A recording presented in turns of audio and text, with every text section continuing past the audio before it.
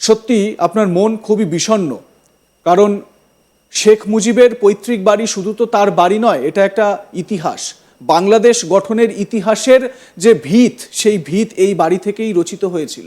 আমরা সেই ইতিহাস কখনো ভুলে যেতে পারি না, কিন্তু সেই বাড়িকেই আজকে ধ্বংস করা হলো। যেটা আপনার কাছে প্রথমেই জানতে চাইবো যে এই ধ্বংসযজ্ঞের নেপথ্যে যেরকম ঘরের ভেতরে জামাত রয়েছে, যেটা আপনি বারবার বলেছেন, কিন্তু এর ব্লুপ্রিন্ট তৈরি কি এই হামাস আইএসআই এর গোপন মিটিংয়েই? কি বলবেন? একদম, এটাকে কোনো অবস্থাতে উড়িয়ে দেওয়া যাচ্ছে না যে হামাস লিংক সেই অনেক আগের থেকেই হামাস, তারপরে আপনার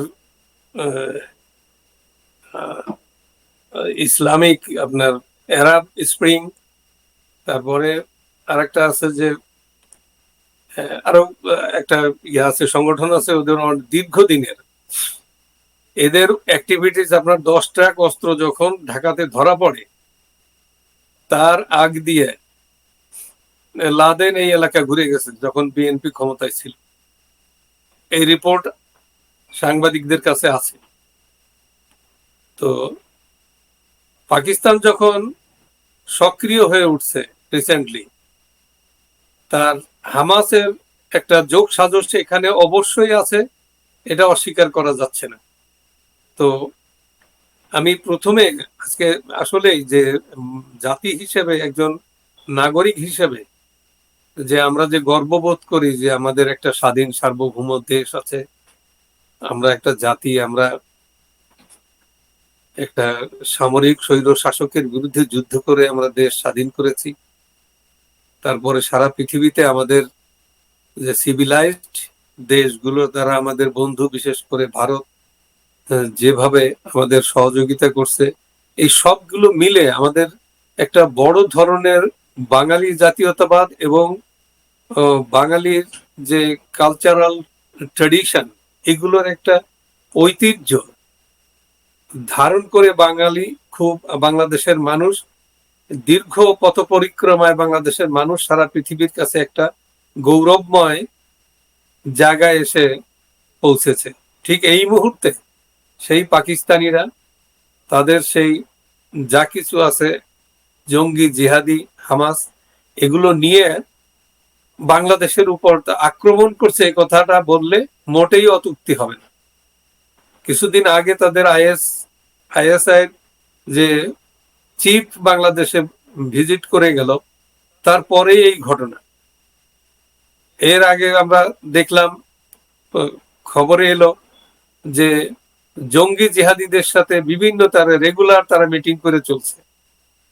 তো সর্বোপরি আমরা কিন্তু এটা একেবারে আশাই করিনি যে এত দূর তারা যাইতে সাহস পাবে। তারা বাংলাদেশটাকে এখন অ্যাটাক করে বসছে, এটা আমরা বুঝতে পারছি, কিন্তু তাদের দৌরাত্ম্য যে এত, এটা বোঝা যায়নি। তো এখানে একটা জিনিস লক্ষ্য করা আছে খুবই গুরুত্বপূর্ণ, যে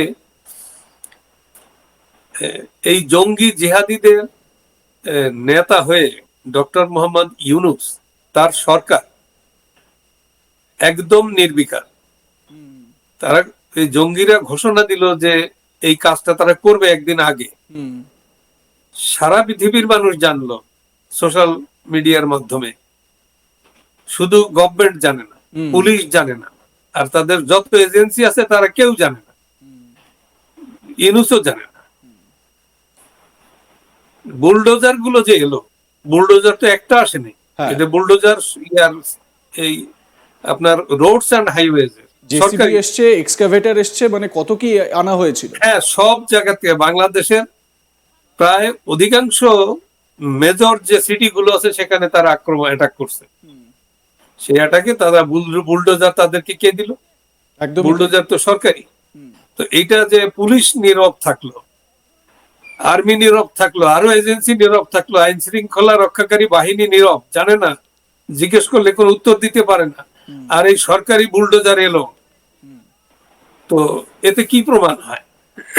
সরি, একেবারে পরিষ্কার যে শরীফ ভাই, ঠিক এই সরকারের- জায়গা থেকে মানে আমি একটা মানে প্রশ্ন আপনার কাছে না করে পারছি না। আপনি যখন কথা বলছেন তখন আপনার আমি দেখলাম আপনার পাশেই বেশ কিছু বই সেখানে সাজানো রয়েছে, যেখানে একটি বই আমি দেখলাম বিশিষ্ট আমেরিকান ডিপ্লোম্যাট এবং author Henry Alfred Henry কিসিঙ্গারের Kissinger. একটি বই। এই হেনরি কিসিঙ্গার একটি কথা বলতেন যে যে দেশ নিজের অতীত থেকে শিক্ষা নেয় না সে দেশ কোনোদিনও উন্নত হতে পারবে না। আবার আরও একটি কথা বলতেন, আপনি মোহাম্মদ ইউনূসের কথা বললেন, তিনি বলতেন যে একজন করাপ্ট পলিটিশিয়ান সে সবসময় বাকি 10%কেও সেই রকমই বাজে তৈরি করে দেয়। মানে খুব যথাযোগ্য দুটি প্রবাদ তার বক্তব্য মানে এই মুহূর্তে মিলে যাচ্ছে, কারণ আপনার মানে পাশে ওই বইগুলো আমি দেখলাম বলে এই মানে এইটা আমি জুড়তে বাধ্য হলাম। খুব ইন্টারেস্টিং, বাংলাদেশের পরিস্থিতিও কিন্তু এই মুহূর্তে ঠিক সেই রকমই শরীফ ভাই। আরও একটা প্রশ্ন এখান থেকে উঠে যাচ্ছে, সেটা হচ্ছে যে এই যে হামাস লিঙ্কের কথা আপনি বলছেন, আমরা জানি যে মিডল ইস্টে হামাস এবং ইসরায়েলের মধ্যে যে যুদ্ধ, সেই যুদ্ধ পরিস্থিতি সম্প্রতি সিজফায়ার সেখানে মানে সেখানে একটা চুক্তি হয়েছে ইসরায়েল এবং হামাসের মধ্যে, শান্তি যাতে ফিরে আসে, কিন্তু ইসরায়েলের কাছে তো মার খেতে হচ্ছে বারবার হামাসকে। এটাও কোথাও না কোথাও সত্যি যে ভারতের প্রকৃষ্ট বন্ধু হচ্ছে গিয়ে ইসরায়েল। যদি ভারতের কখনো দরকার পড়ে তাহলে ভারতকে বাঁচাতে কখনো কি ইসরায়েল এই হামাসকে নির্মূল করতে ঢুকবে এই সমস্ত এলাকায়? আমি শুরুতেই বললাম যে এই হামাসের লিঙ্ক পাওয়া শুধুমাত্র একটি ছোট্ট ঘটনা নয়, এর ব্যাপ্তি অনেক বড়। আপনি কিভাবে ব্যাখ্যা করবেন পুরো বিষয়টি? হ্যাঁ, একেবারে সম্পূর্ণ যৌক্তিক কারণেই এটা বলা যায় যে হামাস পৃথিবীর যেখানে যাবে ইসরায়েলি যে প্রেসিশন মিসাইল কিন্তু ওকে সবসময় গাইডেড থাকবে ওর পিছনে। তো সেই থেকে সহজে অনুমান করা যায় যে অ্যাকশনটা কোন পর্যন্ত আসতে পারে। তবে একটা জিনিস এখানে জানা দরকার, আপনি লক্ষ্য করবেন যে সরি আমার একটু ঠান্ডা লেগে গেছে। হ্যাঁ হ্যাঁ বলুন। তো তো এখানে আপনার হামাস কিন্তু জঙ্গি জেহাদি এদের কোন প্রত্যেকটা অ্যাক্টিভিটিস আপনি দেখবেন যে যখন গোল্ডা মায়ার ইসরায়েলের প্রধানমন্ত্রী তখন মিউনিকে অলিম্পিক হচ্ছিল, সেখানে সন্ত্রাসী আক্রমণ করে সরি এই হামাস এবং এই তারা তখন হামাস নাম নেয়নি, তখন তাদের অন্য নাম ছিল। এই জঙ্গিরা প্রথম টেরোরিস্ট অ্যাটাক করে সকল এই খেলোয়াড়দের ইয়াদের হত্যা করে।